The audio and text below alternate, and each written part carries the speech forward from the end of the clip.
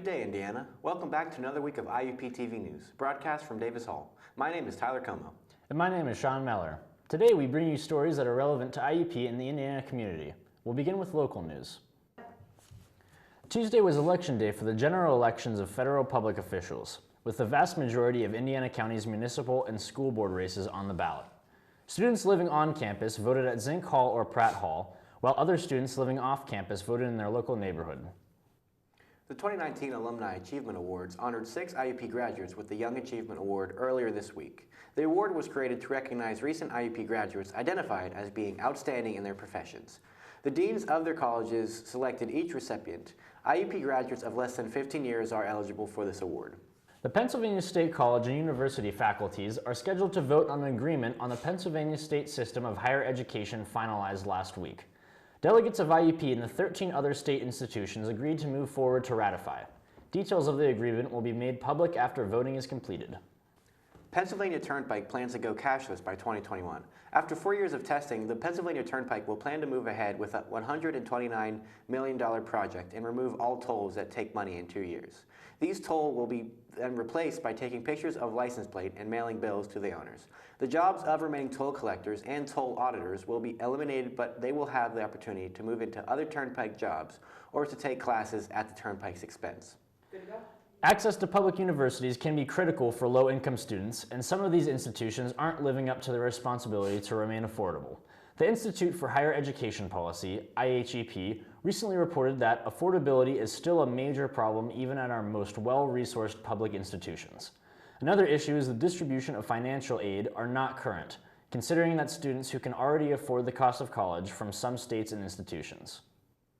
Apple has pledged to donate $2.5 billion to create homes in California. This is to combat the high population of homeless people in California. Apple also plans to create jobs for these people living in these houses. The Trump administration has formally notified the United Nations that the U.S. is withdrawing from the Paris Climate Agreement. The withdrawal will be complete this time next year after a one-year waiting period has elapsed. Nearly 200 countries signed on to the agreement in 2015 and made national pledges to reduce greenhouse gas emissions. Each country set its own goals, and many wealthy countries, including the U.S., also agreed to help poorer countries pay for the costs associated with climate change. During the summer in Japan, Microsoft workers worked 4 days a week, which boosted production in the company up to 40%. Microsoft Japan says it became more efficient in several areas, including lower electricity costs, which fell by 23%. As workers took 5 Fridays off in August, they printed nearly 60% fewer pages. The impeachment investigation into President Donald Trump entered a new phase on Monday as House Democrats published full transcripts of the depositions given by 2 key witnesses. The testimony of former ambassador to Ukraine and former advisor to Secretary of State was released in full on Monday. Both testified before the 3 committees leading the inquiry last month. The president is also dealing with a legal setback when a court in Manhattan ordered that 8 years of tax returns be submitted to investigators. The Washington Nationals have won the World Series over the Houston Astros, going 4-3 in the series. Washington made a comeback in the series after being down 3-2, making it their first World Series victory. The Nationals plan to visit the White House to celebrate their victory.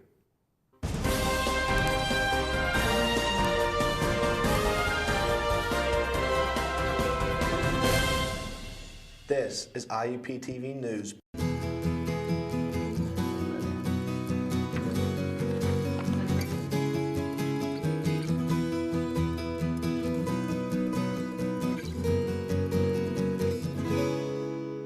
There are more changes around IUP campus and its facilities, which might be related to campus rebranding. This time, our reporter, Katie Dotz, will share one of the changes involving the Fieldhouse. IUP's campus is always making changes to improve student life. The Fieldhouse is one building on campus that has made some upgrades. One upgrade has been adding a fueling station for student athletes. The fueling station is located in the lobby of IUP's Memorial Fieldhouse, located by Miller Stadium. Their hours are Monday through Thursday, 10 a.m. to 3 p.m. I think it's a good idea because, it gets, student athletes on like a healthy, balanced diet. It kind of helps them, know what they're supposed to eat and kind of like build up muscle and stuff like that, just so they can perform better. And it also can provide like snacks and stuff. So just in case people can't afford it or like they don't have access to it, they have an easy access to get the food that they need so they can perform to the best of their ability. In addition to the nutrition station, There have also been new graphics put up on the walls in the field house. The graphics feature several athletes that have played for IUP over the years. The graphics are a nice way to recognize IUP student athletes from the past, as well as to encourage current IUP student athletes. It's always exciting to see what changes have been made to IUP. I'm Katie Dotz, reporting live for IUP-TV. As a student-run news production, we often highlight activities in the Indiana community, as well as individuals or groups in IUP. This time, our reporter Kyle Bernstein shared about the road of success in school and careers for students who joined Reserve Officer Training, or ROTC. College days are always busy, including for fourth-year James Johnson, a student majoring in criminology and political science.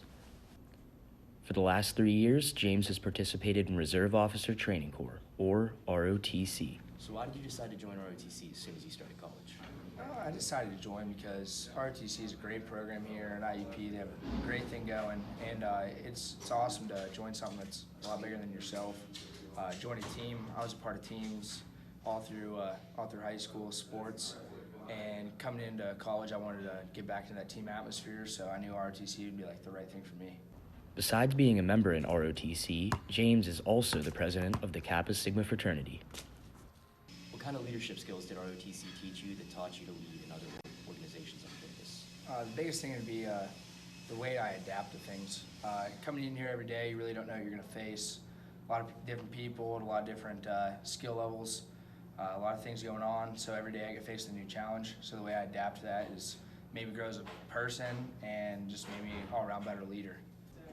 Similar to James, Cadet Hirsch also participates in ROTC for the purpose of leadership training. Why did you decide to join ROTC as soon as you started college? My dad made me, but I actually love it and I decided to stay with it. Getting a free tuition is not the sole purpose, because jobs or even traveling can be possible by joining ROTC.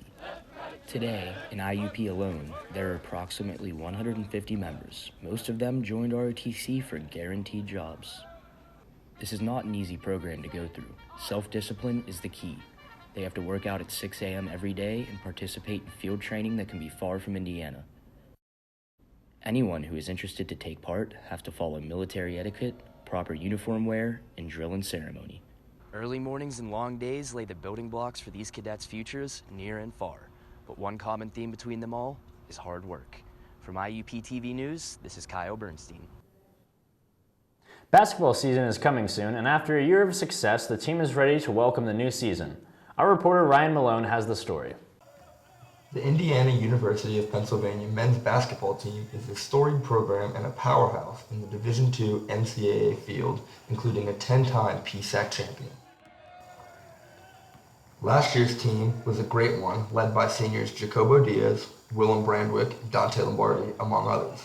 The team finished 30-3 with another PSAC championship underneath their belt. This offseason, IUP gained 4 Division I transfers as well as 3 freshmen. So we were able to get here early because we had a trip to Canada. I think that was great for us just to get guys here early and get us acclimated. We were able to get a couple practices in before we went to Canada and actually play some games up there. The games went pretty well. We averaged a good amount of points.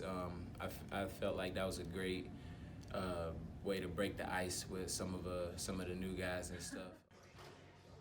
Coached by Joe Lombardi in his 13th season, this IUP team has been consistently seen in the postseason and NCAA tournament and are favored for a 5th consecutive year to win the PSAC Western Division. The consistent play over the past decade and a half can easily be credited to Coach Lombardi and his staff. Before I came here, I already knew about Coach Lombardi's, all his accolades and the stuff he achieved. So, me as a player, that kind of turned me on to coming here more so. Just because, for me as a player, I want to be able to pick my coach's brain. After losing 4 of their 5 starters from last season, many believed IUP would have a rough season. However, with the new additions and strong returners like Malik Miller and Chucky Humphreys, IUP landed at number 11 for the NABC preseason top 25 and looked to continue Coach Lombardi's tradition of excellence. For IUP-TV News, this is Ryan Malone. The University Museum will soon display different type of train models since the 1990s, beginning November 10th. This creative exhibit will mostly be similar to last year's.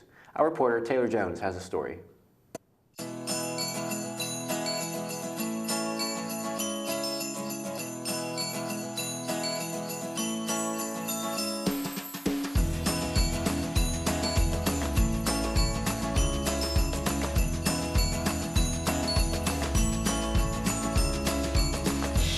Well, what we wanted to do is we come up with the idea of doing a holiday Wheels and Thrills, not only to show model trains, but we also have some antique trucks and toys and things, memorabilia that would remind people of their childhood. So that's basically where the theme came from. So we mixed holiday Wheels and Thrills and a fun time for the community, and that's kind of what took hold. Custom built each layout to depict the time period that we were trying to display. I don't think anyone else in town has done that sort of a theme by year and by model of trains. We have different vintages of Lionel, Marks, Ives here, and MTH is a modern manufacturer of trains. Mike's Train House, they're a competitor for Lionel. So I think that's what makes us unique, is the customization for each of the different eras of trains.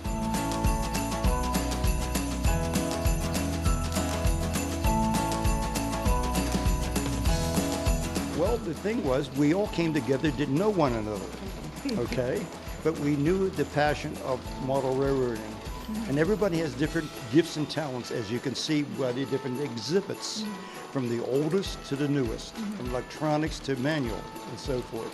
And as you can see, my talent is try to make new things happen from the underground, upside down railroad.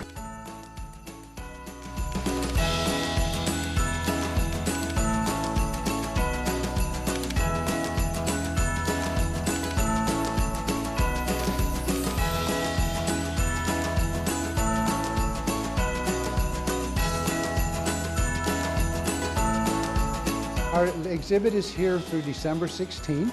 It's a Sunday, and then that will be it for this year, but we've been here for almost 6 weeks.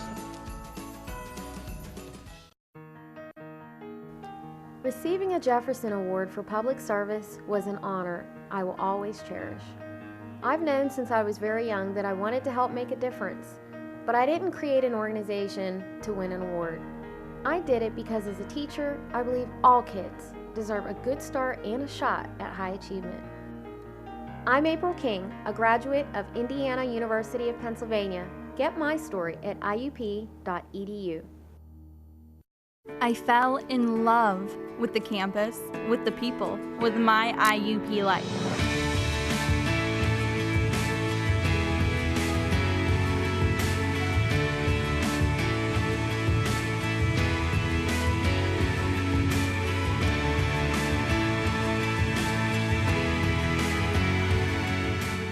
See it for yourself. Visit us. Indiana University of Pennsylvania. Find your success.